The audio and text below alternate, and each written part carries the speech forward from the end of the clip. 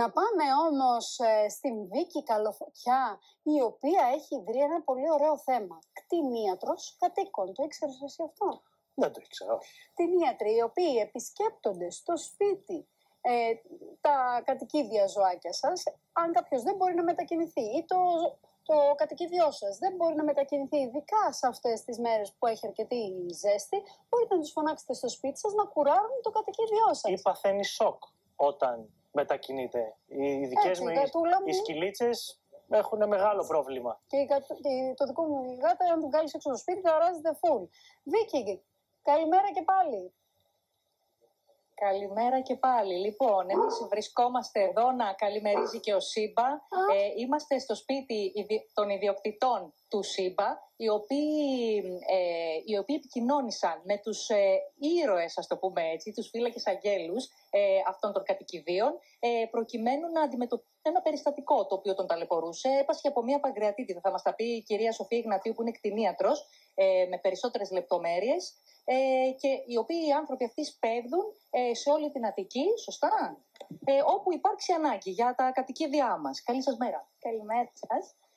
Όντως είχαμε μια επικοινωνία από τους ιδιοκτήτες στα τέλη του προηγούμενου έτους, ουσιαστικά για να γίνει μια βοήθεια χορήγησης φαρμάκων, τα οποία ο Σύμπα δεν ήθελε να πάρει το στόμα.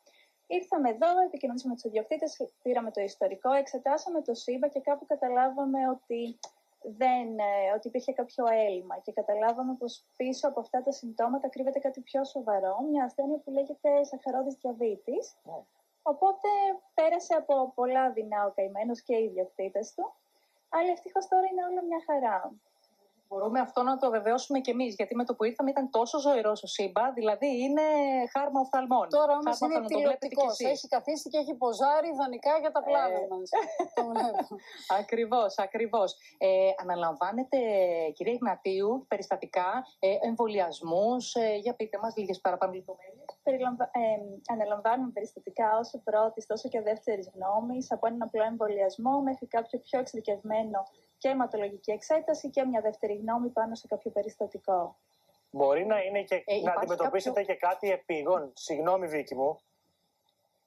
Κοιτάξτε, κάποιες φορές ναι, αντιμετωπίζουμε επίγοντα, αλλά επειδή συνήθως λειτουργούμε κατόπιν ραντεβού, δεν είναι πάντα και στο χέρι μας, αλλά επίσης όχι όλα τα επίγοντα περιστατικά μπορούν να αντιμετωπιστούν στο σπίτι. Οπότε υπάρχει επικοινωνία με το κηδεμόνα και κρίνουμε αν είναι περιστατικό που μπορούμε ή μη να διαχειριστούμε στο σπίτι.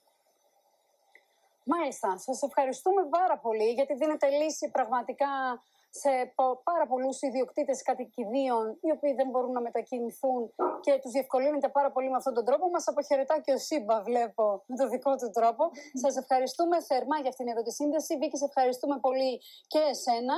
Και να πάμε να